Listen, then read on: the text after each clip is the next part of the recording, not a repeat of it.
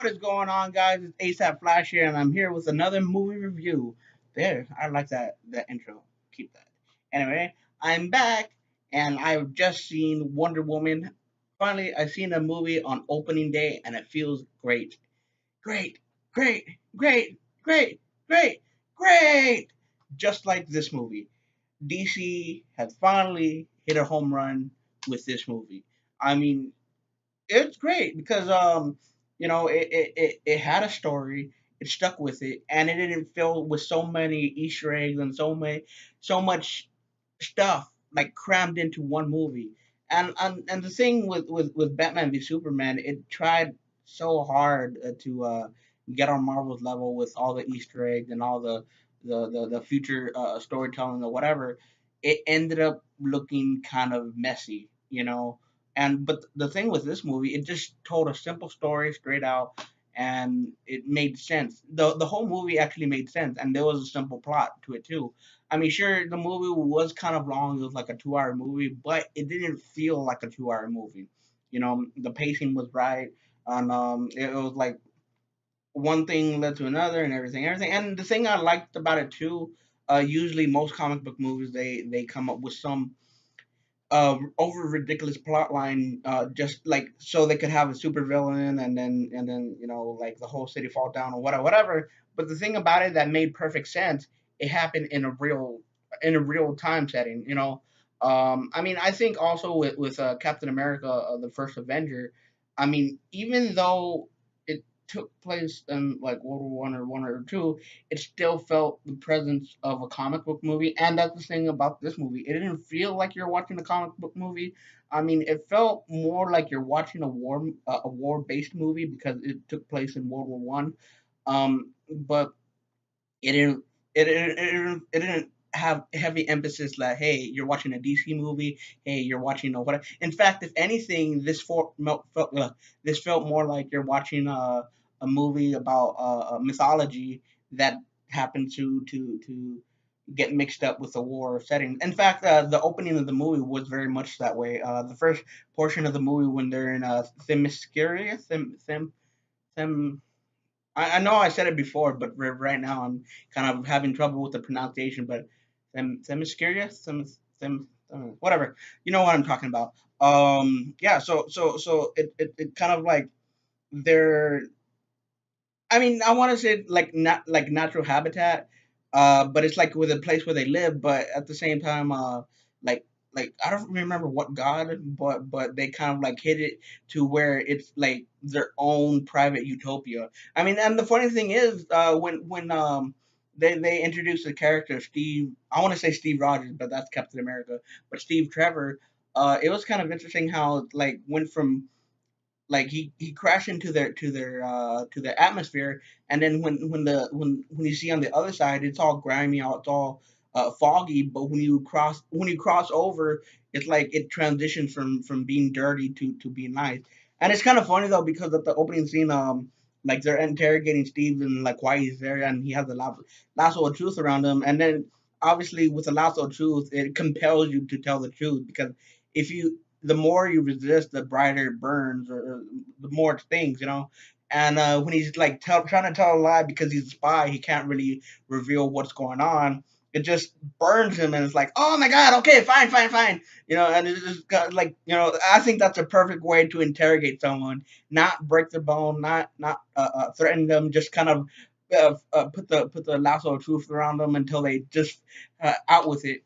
And there's this one funny thing though, like it's kind of like I applaud DC to kind of like going a little bit adult while at the same time keeping their innocence because like obviously in Themyscira they have no men whatsoever. So when she sees Steve coming out from like a sauna, I'm not really a sauna her per se, not really a hot tub per se either, but from relaxing, he just like kind of like completely naked, and it's funny because she just walks in like it's normal, not like, oh my god, okay, I have to cover her eyes or whatever. Like she just simply walks in, and it's like, oh shit, and it's like, what's that? And then it's funny though because he's like, oh, that is he's trying to explain his like down there, and it's like she's actually pointing to a watch, and it's like, but what is? And it's funny because she's like, what is the watch? I've never heard of a watch before. And I mean, the what I also like about this is it's like it doesn't spend the whole time, the whole movie, kind of what is this? What is that? I don't really know. I mean, it happens a little bit, for comedic effects, but it doesn't last the whole movie. And yeah, that I mean, not like that's my thoughts for the whole movie, but that's more or less the first portion of the movie.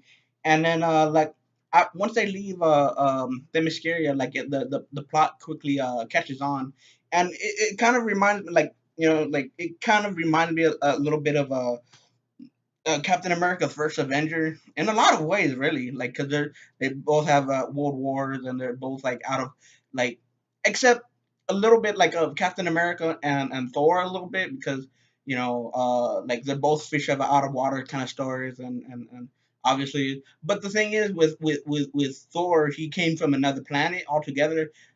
She came from this planet, although in fairness, you could technically say she came from another world, because like where she lives is like completely hidden from everything else. So technically, that could be considered a world. Also, I was gonna say of what I like about this as well is that they have a clever use of the red herring, because all throughout the movie, I'm not gonna really give too much away, but she's looking for Ares, and it's like how it's directed. It's so cleverly designed that you make it seem like one character that they keep showing is Ares, and it's like all throughout.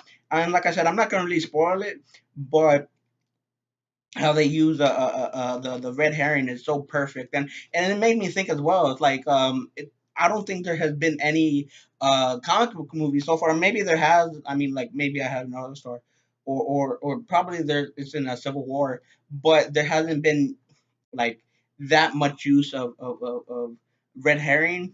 At least that's obvious to me. And if there has been to you, the viewers, might as well just leave it down a comment below on what comic book movie, in your opinion, had the red herring. Because I also think Watchmen had use of the red herring basically throughout the movie. Yeah.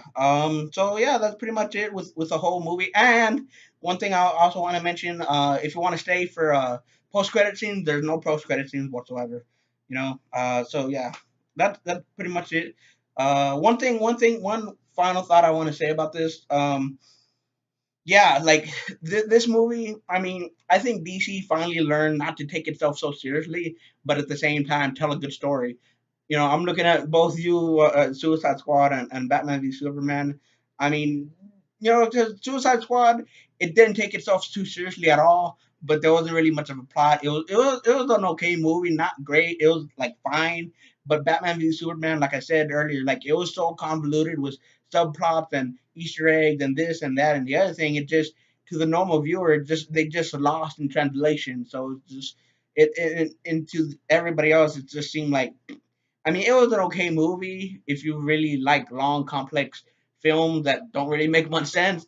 But yeah, I just gotta say, like DC finally hit the stride with this movie, and I really hope this picks up, for Justice League and then on. And I'm really, really, really looking forward to seeing the Flash movie, even though I've heard like so much shit behind the scenes, like directors and all that other shit, And yeah, most definitely. And that's it for my review. Like I said earlier, comment down below and what do you think of the movie. I know it just got released today, but hit me back up later, like if you've seen the movie later on, and what did you think of it, and what was your favorite character, and what do you think of Wonder Woman? I mean, if you thought she stole the show in Batman v Superman, you're gonna love the battle scene in this movie straight up. Yeah, that's pretty much it, and see you with another video.